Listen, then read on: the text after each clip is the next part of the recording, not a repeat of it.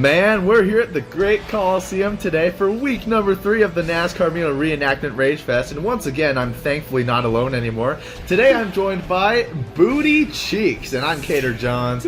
Booty, we're at Bristol, and we're gonna have a lot of epic reenactments. You expecting death today by any chance? I don't know about death, but I'm expecting some crazy crashes. Oh, that's gonna be crazy indeed. And these teams don't know what they're getting into with these reenactments that the panel has decided on today. And today they'll be racing in a multi-reenactment style week. We'll get to that in just a moment, I think. Yeah, here we go.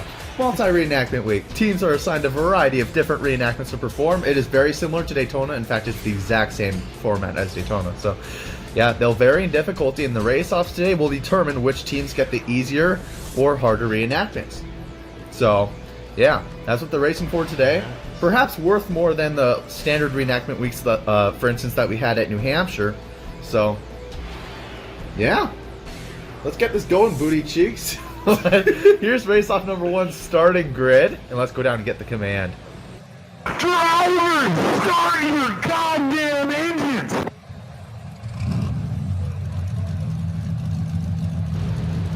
Sorry, Booty Cheeks, I had to take my socks off. They're getting kind of warm up here in the booth. I didn't want to say anything. Okay, well, they're taking off here. Here's today's race-off format. 5 laps here at the short track, the Great Coliseum, the Thunder Valley, Bristol Motor Speedway.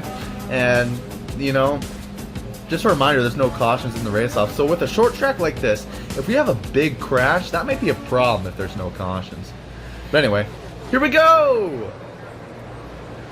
Alan Mooch is going to lead him through 1 and 2. Zach Stern's going to challenge the 37 for second. Oh, he's going to get sideways. He spins. Oh. The 32 also gets involved. He hits the wall. He's stuck. I'm just going to take a guess and say he's going to be last. Yeah, something like that. Mooch can... Oh, he wrecks the leader. He freaking... Holy. Oh, he went in reverse. Here comes someone up in... Oh, no! Logan's speed just annihilate. What's going on? Caden is slow and hitting the wall, and Dylan Jones is leading. Zach Stern has a problem. That sucks. 2 to go. But it's between Dylan Jones and Patrick Roden right now for second. He's right there. Oh man, they almost grabbed right there. Final lap. The 3 to the inside. They touch. They're wrecking everywhere. They're spinning. They're still wrecking. I can't commentate this. What the hell is going on? Yeah, when you said touch, I think you mean crashed into each other completely.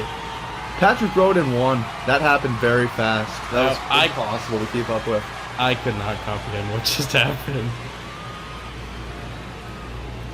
Alright, well, we got a lot to unpack here. That was too much. Let's take a look at the replays. Alright, so it all began when Zach Stern was on the inside of Caden Bishop in the 37. They hit the wall. The 32 has nowhere to go. Somehow the 2 gets by. Almost hits the 3. And the 32 just got into the 8. Yep. And hit the wall. And then at that point he's just stuck. He doesn't know what to do.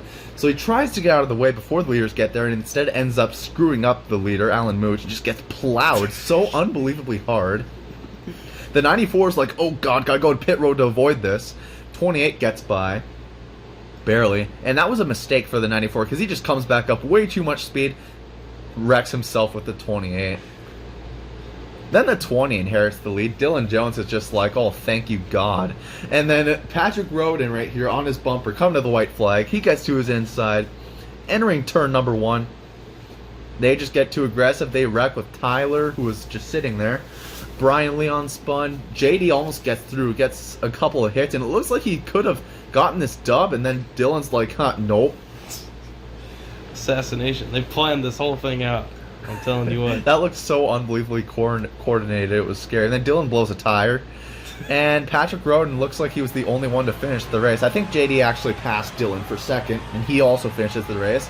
JD has a 1.66 average finish in all of his race-offs in his career. That's pretty impressive, Booty. It is. Well, here we are for race-off number 2. Before we review the starting grid for that, here are the results from race-off number 1, the official results. I forgot to mark the DNFs in red, but basically Dylan Jones all the way down to Evan Toddy did not finish the race. So, sucks to be them. And, yeah, Here's race off number 2, though. We got some heavy hitters in this one. We got Roberto. He's not much of a heavy hitter. Raven Day and Tanner Campos are up there, though. Oh, Jacob, you got to watch for him. He's a past race off winner as well. 7th and 5th. Here we go. Green flag. Let's see it. Let's see it. Can't get much better than last race, though. I'll tell you what. Yeah, it's going to be hard. Tanner to the inside, moves him out of the way. What a move. Tanner Campos to the lead. Mr. Second place, trying to become Mr. First place. Here comes Raven, though. Oh, a spin in the back. Big G. Yikes. Into the blunt end of the wall. That might lead to another crash later on if no one's paying attention. It looks like he's out of the way, though, as Tanner continues to hold off the 36. They're 3 wide for a moment. Oh, a near crash there between Roberto and someone else. Oh, Ricci's going to get turned right in front of the pack. Oh, my. Oh, no, it's the big one at Bristol. Oh, now that's blocking the track. White flag. They're side by side. Oh, no, Tanner, no. Raven Degan's going to steal it. Oh, no, he wrecks too. Oh, they're all wrecking. They're all sliding in oil or something. Oh, my God, Roberto's leaking oil. He's going to freaking pass him to the inside. Roberto Jr.'s going to win. And you said he wasn't a heavy hitter.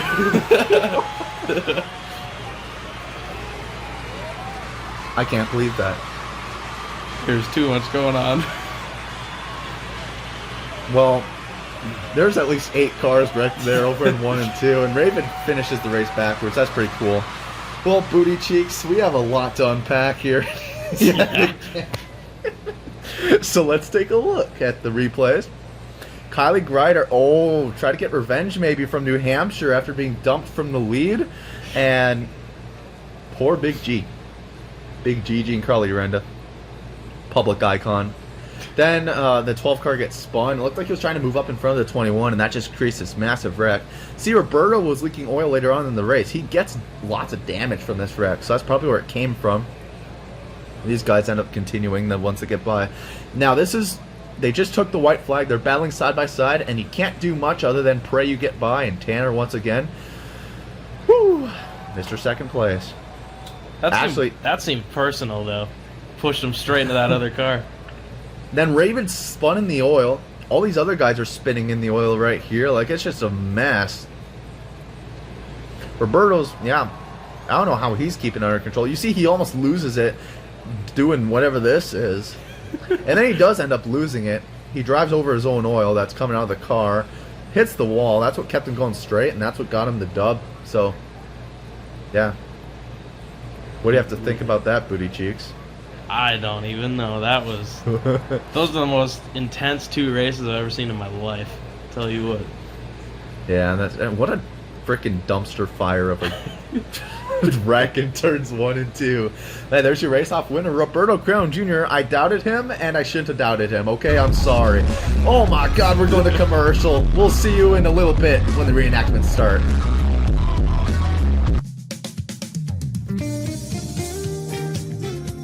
Oh God. Oh, this is some hot Tuscan chicken pasta. I need something to drink. Oh my God, look at this. Tazo. It's backwards because it's an inner camera. We have terrible funding for this commercial. That's besides the point. Oh, I don't know how this got here. But man, giant peach. You know what? I think that's pretty good. I think I just want to...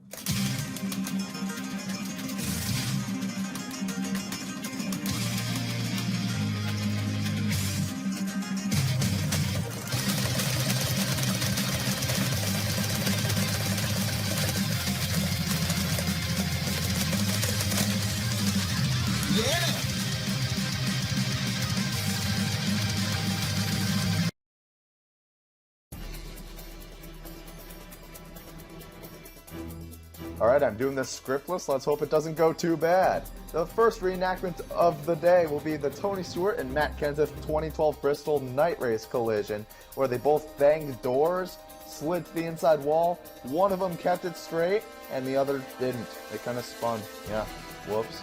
Difficulty 2.7 out of 5. The next one, oh my goodness, what a hit. That was Brad Sweet hitting Joey Gase, who was parked on the backstretch. however Gase got in that position doesn't matter. What the judges are looking for is just the impact to be accurate. So we'll see whichever team gets this can do it accurately. Difficulty 2.8 out of 5. The next one is Kyle Busch from 2016 at Bristol. Something breaks in the car, he spins, and Justin Allgaier in the 46 clips the left front. So when the team that gets assigned this reenacts this, they'll just have to do a self-spin, and the other car will have to make impact with the front of the car. Difficulty 3.1 out of 5. This next one is Clint Bowyer spinning from the lead in 2013, and then eventually being hit by a sliding 47 of Bobby Labonte. This will require both teammates who have this reenactment to both do self-spins, and the second one sliding into the spun first car.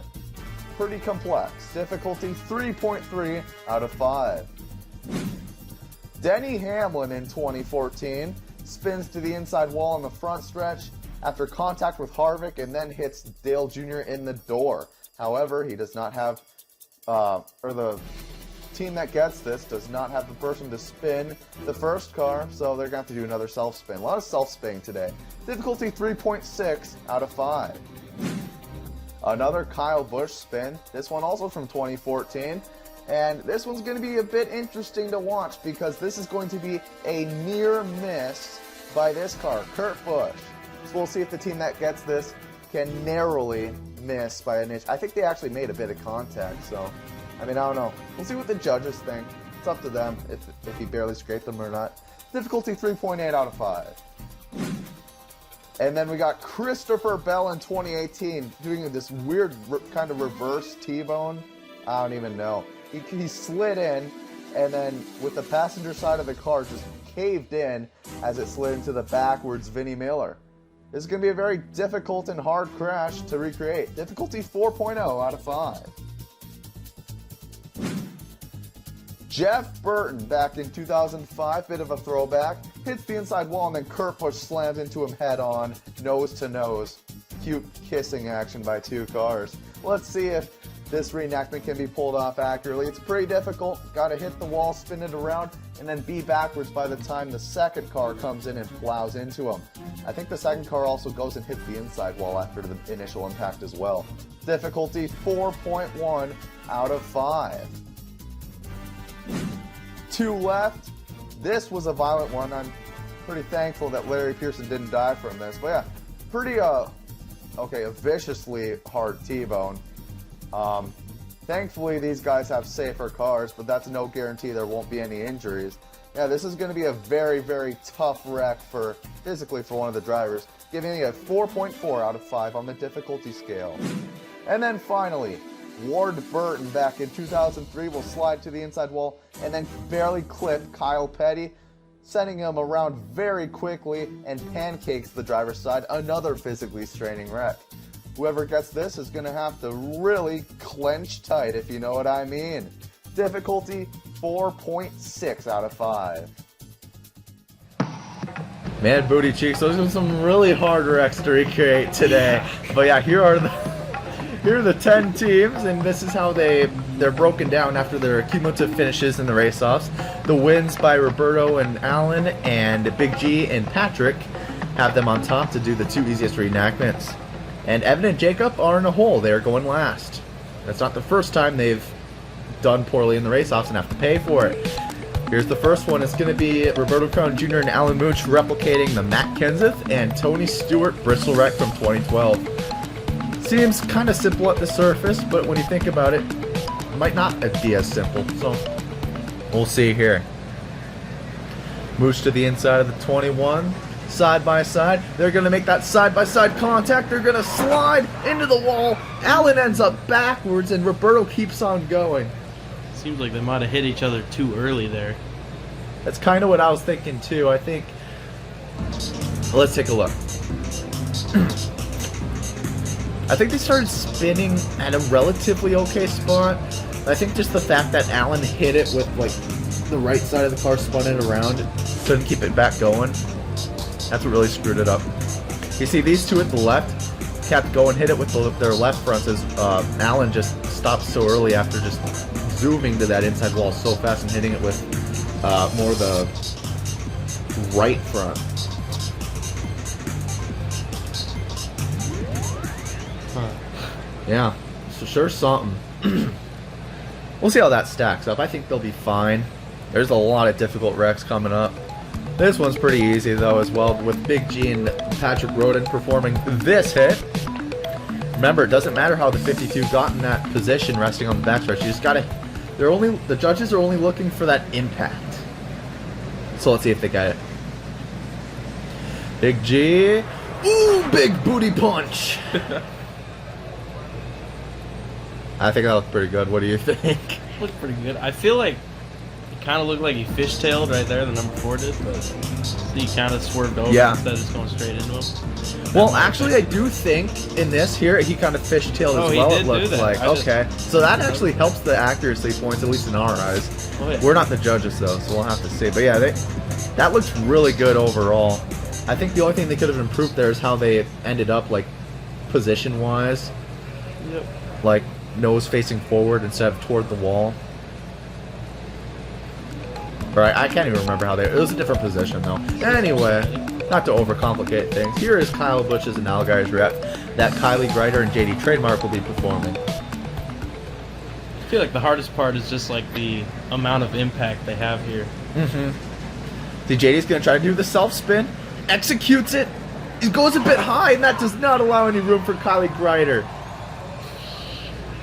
They made the hit, but JD was spun too high up on the racing surface for this to really work.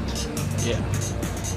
Like, Kylie's already up by the wall when he just makes nose contact with the 75. As you see the side by side, you'll see what I mean here. Kyle slides up and down the banking a bit. JD's never did that. I feel like also the alignment helped there, because if he was more straight pointing backwards, like the reenactment would have ended up better, I feel like. But and I'm kind of shocked with how he wasn't as straight, how he didn't roll down the banking some. Maybe he was on the brakes or something, I don't know. Anyway, here's Zach and Tanner. Have been a pretty dynamic duo in competition so far. They're going to recreate Clint Boyer and Bobby Labonte slamming into him like a bean burrito on a Tuesday night. I'm not sure what that means. All right, let's go here through 3 and 4. Zach Stern's gonna self-spin. Oh, he hits the wall. He's upside down. He's cartwheeling. Holy crap! my lord, gotta make sure he's not dead there. Holy, that was bad. That was kind of bad. Wow. If that Wowie. wreck actually happened, that would have been the talk of the town. Oh my goodness. That one end of the wall, man, really creates some serious stuff. Oh man, I can't even watch that. Wow. Well, the side-by-side, we can burn that. That's not relevant. Oh no. Tanner did his job, though. That's going to get him some good points. Which, presumably. I was thinking the hard part would be the second car sliding into him, but apparently I was wrong. Yeah, I mean, controlling it and hitting Zach the right spot. spins at the wrong spot. Tanner does his job almost perfectly, I think. Just kind of hits the wall. But that's just how the car reacted with hitting Zach's car in a way it shouldn't have been hit, because, well, Zach flipped the car. It's not how you're supposed to. Yeah. Whew. That was intense, I tell you what. Yeah. Yoshi's going to medically evaluate Zach in turns 1 and 2. So we're going to go to commercial break real quick. Pray for Zach, guys, and we'll be back.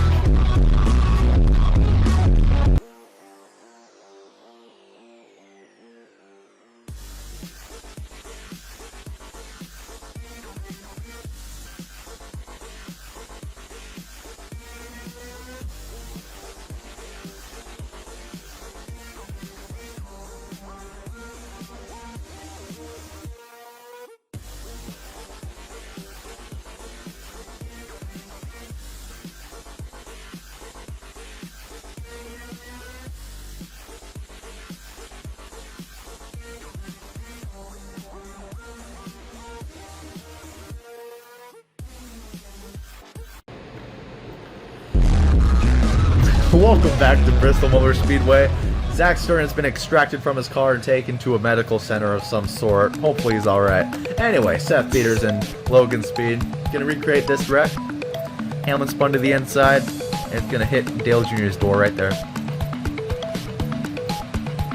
So we'll see who does what here. Who's gonna be the one to spin to the inside wall? It looks like Logan Speed's in position, so let's take a look.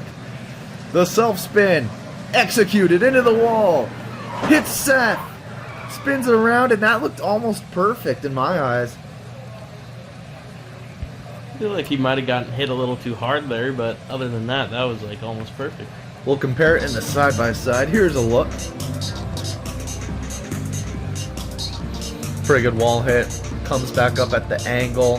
Seth right in the door into the wall. I mean, 94 is pointing downwards by the end of it. I think that was pretty spot on overall. Let's see it. See, let's count how many spins the car does. Okay, so Logan does a full 360 and then another 90. Hamlin, oh, we don't get to see the full thing. I think he did the same amount of spins though. That's pretty good, Mikey. Well, it was more of a door-to-door, but in the reenactment it was kind of like they bumped noses, kind of. Yeah, it kind of looked tire to tire, maybe. So that might remove some points. The from minor it. critiques. It's all about the minor critiques. Minor That shouldn't parts, take off much points. Next one, Kyle Busch spinning. And this is going to be interesting. The main chunk of the points is going to be not making contact, but you also got to be very close to making that contact. You can't just chicken out and just get some of those points. You got to go for gold here and just barely miss it by that much. Well, thanks, Ticker. You're kind of obstructing the view there. You get the gist, though. Let's see if they can do it. Raven Dagan spins. He all clipped the wall a little bit, it looked like, and there's no room to go on the outside, and Caden slams into him. I don't think that was really close to what happened there. It was not. He clipped the wall at the rear. That was interesting at the start of his spin. And that may have contributed to why it was still high by the wall there. Not entirely sure. Physics are weird, man. But as we compare it, you see Kyle Busch naturally slides down the banking a little bit. It looks like he hit the wall a lot harder than in the original. That might have to do with it. Oh, sorry. So yeah, I mean, Just slams into the wall there. Kind of angles him back. and then Caden just tries to do a last-ditch effort just not to hit him, and that didn't work. So, yeah.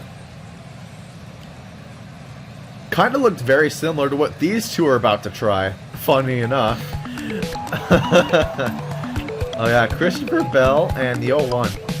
That, I forgot his name because he's that irrelevant. But, what's his name? Vinnie Miller, I think? Anyway, let's see if these two can do it. Self-spin by the 48 also hits the wall. He's facing the wrong way, and they collide up in the air. Goes the 48. Huh. The T-bone was good, but one car was facing the wrong direction, so... Yeah, so it didn't really make the T-bone that accurate, but at the same time, Dylan did his job. He spins, hits it with the right side of the car, and then oddly enough, gets the 48 just jacked off the ground with the impact. Yeah, you're supposed to have the front end facing backwards, and Dylan had his ass end facing backwards, so... Did I say Dylan? I meant Ethan, sorry. Another angle. Or sorry, the same angle. Just one last look. Yeah, I mean, Dylan did his job. Ethan kind of did his job, just didn't quite spin the right way. It's whatever. We'll see if it gets him by. It's all about not being the worst in this series. As long as you're not the worst, you should be good. As long as you did 3 some teams. things right. Yeah, exactly.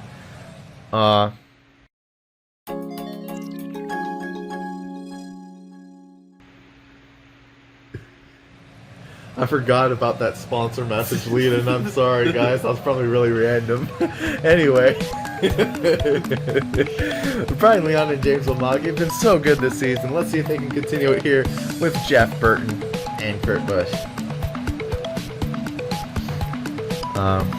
Pretty complex. I mean, they're all getting more complex as you've seen, but...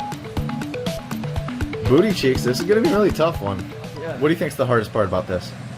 I I feel like the hardest part is after the colliding with the wall, you have to be facing backwards. Oh, and he didn't even collide with the wall. He misses it and gets freaking obliterated. Oh, God. Speaking of not being the worst one, I feel like that might be in the contenders there. Yeah, we got a lot of contenders for worst one. Let's take a look. James Omaki self-spins too late, misses it by literally a hair, and Brian's like, oh no, and plows him. Well, they made contact. Yeah, they made contact. That's a plus. It's just, Brian also hits the inside wall like the 97 did in the, as you'll see in the side-by-side here. Maybe that'll be a couple points given by the judges if they're feeling generous. I don't know. We'll see.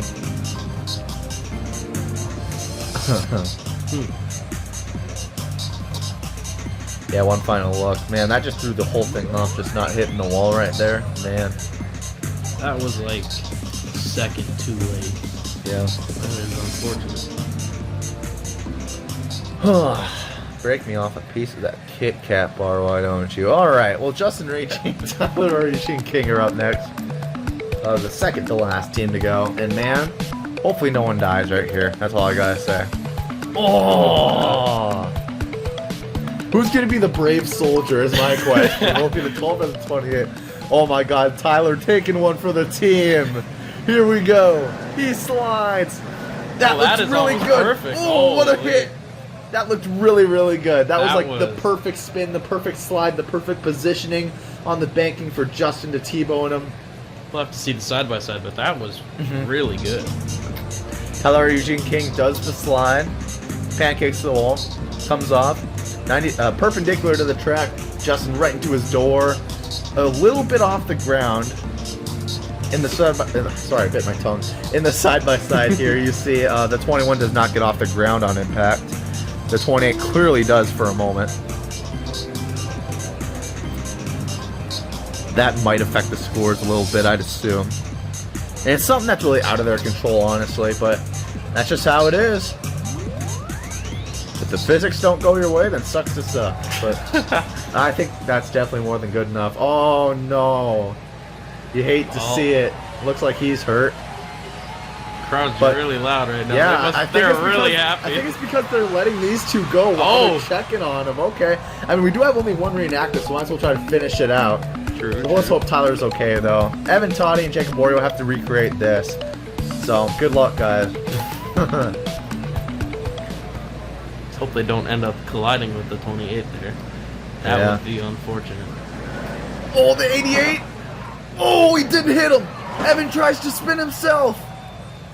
Oh, no. Oh, oh yeah, applause. That was impressive. You could not do that in 1 million more tries. Can we get a replay? Okay, thanks. Jacob. Looked like it was a bit late of a spin again, and for some reason he just didn't have enough speed to carry up and hit the 32, so the 32 just yanks it to the left, tries to spin himself, wrecks himself, and then just climbs the 28 in the most lazy fashion ever. I don't know, that was pretty accurate, you know? Like, I'll give Evan some credit, he tried, but he could have at least held the brake. Like, I do think it was a pretty high IQ move. If you're not going to get tagged, at least try to make it look like you got clipped in the rear, but unfortunately he tagged the wall there, ended up that way, and then, I mean, man. That poor 28 just getting a beating after beating. What a meme. Thanks for joining me in the booth today, Booty Cheeks. Elimination ceremony coming up after this. Hey.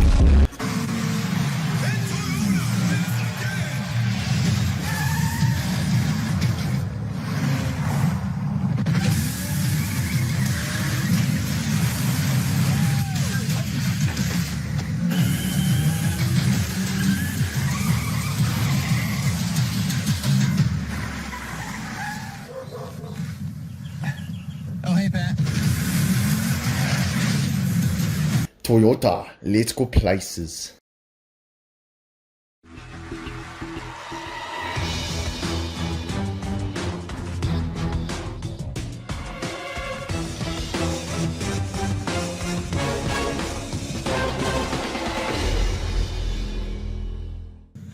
Hey everybody!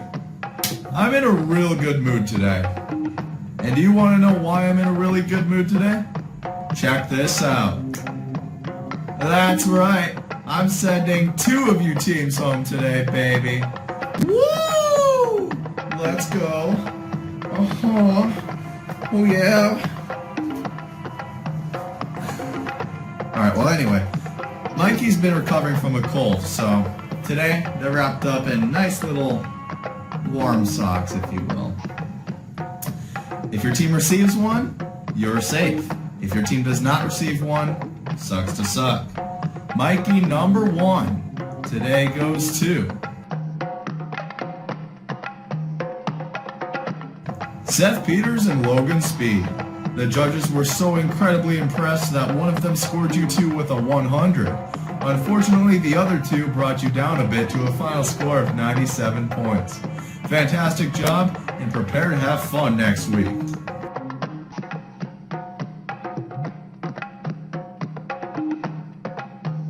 Big G and Patrick Roden.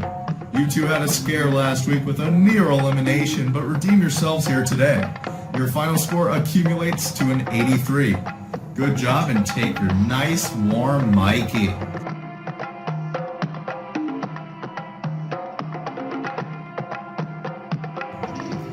Justin Ricci. You look very lonely over there, but despite Tyler R. Eugene King getting sent to the hospital, you'll be safe with your performance that earns you 73 points on the day. Here's your Mikey.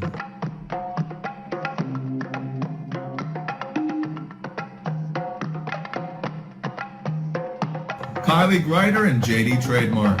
You messed up pretty bad on your reenactment, but 6 other teams managed to mess up worse. You 2 will settle on a 57-point score today. May this Mikey bring you good fortune.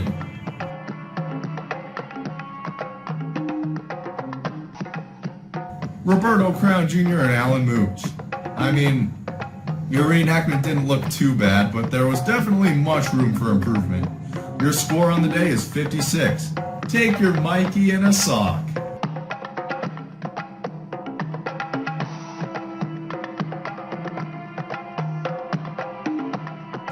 Dylan Jones and Ethan O'Connor.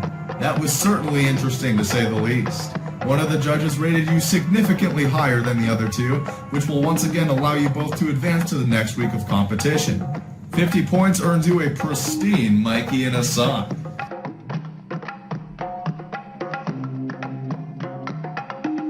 Raven Dagan and Caden Bishop. The positioning of your car, Raven, just did not allow Caden to do his job correctly, but 37 points will do the trick. Cherish this second to last Mikey in a sock of the day, and see you next week.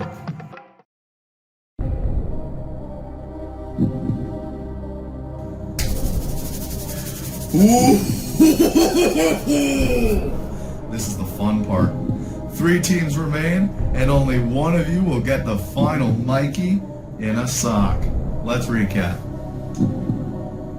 Evan Toddy and Jacob Wario. It was looking good, and then it wasn't looking good.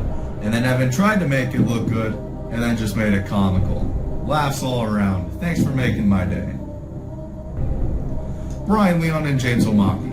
Simply missing the wall by a mere inch totally ruined the whole thing. Brian's last-ditch effort to hit the inside wall was pretty entertaining too. GG on another comical performance. Tanner Campos, you're also looking very lonely because your teammate was hospitalized after cartwheeling down the front stretch in fascinating fashion. This also isn't the first time that Zach Stern has tumbled down the Bristol front stretch.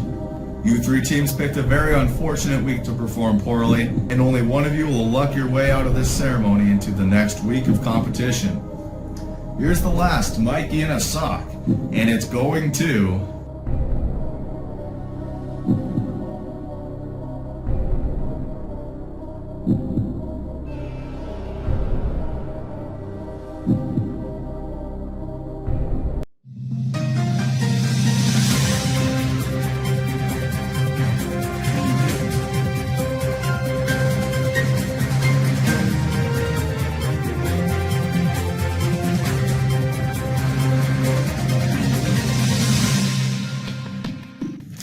This just in. I have received the medical reports in pure Sharpie ink for both Tyler R. Eugene King and Zach Stern.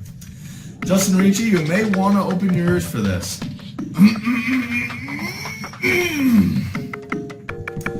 Tyler R. Eugene King. After medical evaluation, Tyler has been found to have a punctured lung and cracked ribs.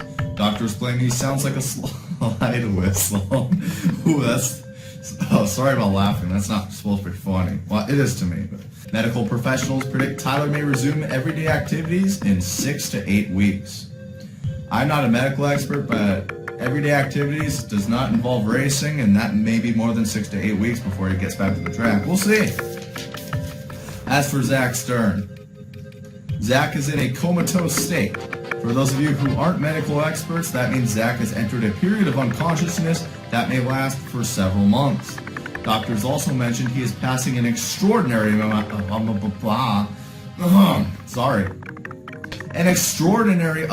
of gas out of his rectum while in his coma.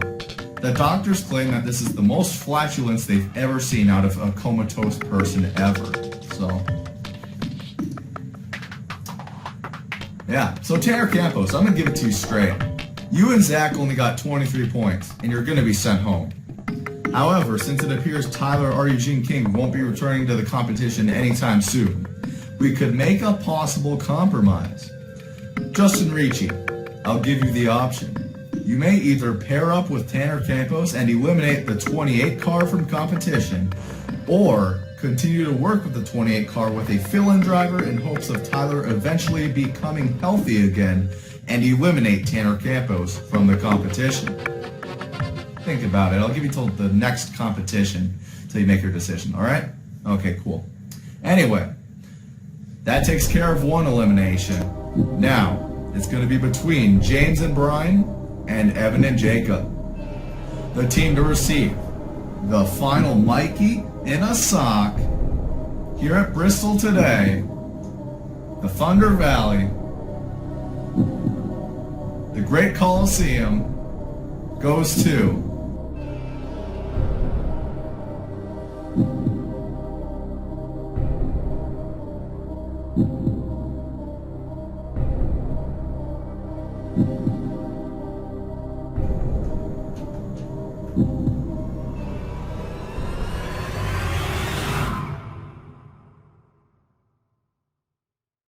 Brian Leon and James O'Maki.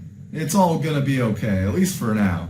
Enjoy Mikey's company and gather yourselves back up for next week. Peace, homies.